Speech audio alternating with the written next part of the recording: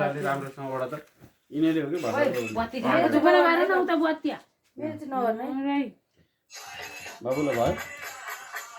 अब त बत्ती बालेपछि त एकदम रतन आउनुपर्छ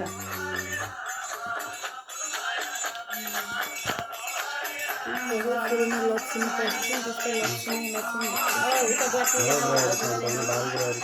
म नदेखाउनु न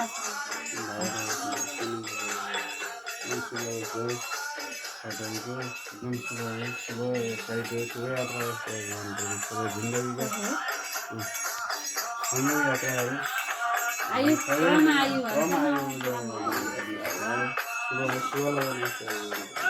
अब त्यो बत्तीको हिचोले उतापट्टि अब पनि भन फेरि त हिचेर न बत्तीको कलर थियो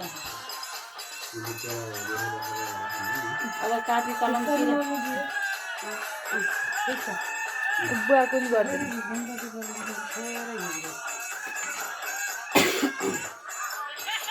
अलिकति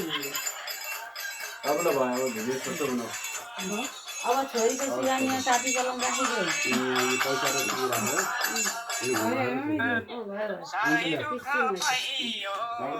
अब यहाँ बत्ती बालेको पछि